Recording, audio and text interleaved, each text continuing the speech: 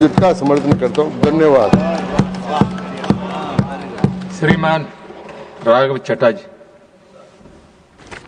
Thank you sir. West Asia में जो ongoing escalation चल रही है उसके चलते सर ग्लोबल फाइनेंशियल मार्केट्स में एक वोलेटिलिटी देखी जा रही है और भारत में भी सर शार्प इरोजन देखा गया है इन्वेस्टर वेल्थ में। सर ये इंडिया का क्राइसिस नहीं है, इंडिया इस कॉन्फ्लिक्ट का हिस्सा नहीं है, भारत के इकोनॉमिक फंडामेंटल्स अभी भी स्ट्रांग है, लेकिन फिर भी इस जियोपॉलिटिकल ग्लोबल शॉक के चलते हमारी अर्थव्यवस्था और खास तौर पे भारत का बाजार इंडियन स्टॉक मार्केट को एक शॉक लगा है। सर मैं बताना चाहूंगा कि 28 फरवरी जब पहली बार ये युद्ध शुरू हुआ, पहला एक्ट ऑफ अग्रेशन किया गया, तब से लेकर 23 फरवरी दैट इज यस्टरडे लगभग 48 लाख करोड़ रुपीस भारत के इन्वेस्टर्स के इरोड हो गए, मार्केट से गायब हो गए, शून्य हो गए। एफपीआईज ने 52,000 करोड़ रुपए 1 मार्च से लेकर 15 मार्च के भीतर भारतीय बाजार से निकाल लिया, रुपया 94 पहुंच गया। ये तमाम चीजें एक रूटीन करेक्शन नहीं है सर, ये कॉन्फ्लिक्ट ड्रिवन शॉक है। मेरी चिंता है सर कि भारत में लगभग 13.5 करोड़ इन्वेस्टर्स हैं जो लगभग 21 करोड़ डीमैट अकाउंट्स के माध्यम से निवेश करते हैं और खास तौर पे इस वर्ग में SIP investor, first time retail participant, salaried middle class और रिटायरीज जो लॉन्ग टर्म सेविंग्स के लिए निवेश करते हैं, उनकी चिंता है जो मैं सदन में व्यक्त करना चाहता हूं। सर वेस्ट एशिया की जो जंग है वो हमारी जंग नहीं है, लेकिन उसके शॉक भारतीय बाजार में देखे गए।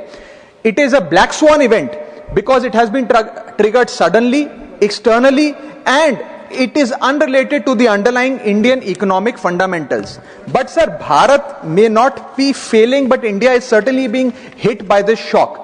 और मेरा सरकार से ये अनुरोध रहेगा that the government, when they encourage citizens to enter the global markets or the capital markets in particular, the government cannot disappear when external shocks hit the household wealth. इसीलिए मैं अनुरोध करता हूं कि कुछ रिलीफ भारत के इन्वेस्टर को सरकार द्वारा दिया जाए। पहला रिलीफ जो हो सकता है सर वो ये है कि रिटेल इन्वेस्टर को टारगेटेड रिलीफ दिया जाए।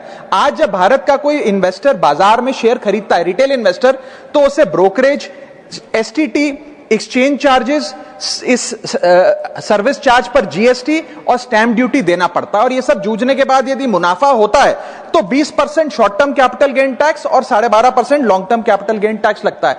अगर कोई लिमिटेड ट्रांजैक्शन कॉस्ट पे रिलीफ सरकार दे तो इन्वेस्टर सेंटिमेंट बूस्ट हो सकता है। I am not asking for market populism sir, I am asking for targeted investor protection. मेरा दूसरा सुझाव है अगर time bound STT relief retail investor को दिया जाए, एफएनओ सेक्टर को नहीं। एफएनओ सेक्टर में एसटीटी बढ़ाकर सरकार ने अच्छा काम किया, मैं सराहना करता हूं सरकार की, लेकिन रिटेल इन्वेस्टर के लिए अगर एसटीटी का रिलीफ दिया जाए तो एक इन्वेस्टर कॉन्फिडेंस बूस्ट हमारे बाजारों को मिलेगा, भारत के रिटेल इन्वेस्टर को मिलेगा। मेरा थर्ड सुझाव है सर कि कैपिटल लॉस को कैरी फॉरवर्ड करिए। समाप्त कर रहा हूं sir, I just need half a minute.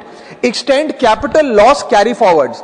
आज भारत का इनकम टैक्स जो लॉसेज होते हैं बाजार में उन्हें 8 साल तक कैरी फॉरवर्ड करने की अनुमति देता है, इसे बढ़ाकर 12 से 15 किया जाए इस क्राइसिस विंडो में जो लॉस बुक हो रहा है। Sir I am just finishing sir, special crisis period tax treatment, one time relaxation for retail taxpayer for this notified stress period. And sir, finally my suggestion is कि low friction rebalancing अगर portfolio में mutual fund investor करता है, मान लीजिए वो equity से date fund की ओर जाना चाहता है इस सेबी नोटिफाइड स्ट्रेस पीरियड में, तो उसे इसकी अनुमति मिलनी चाहिए with very limited expense ratio. And lastly the government must emphasise on strong public communication.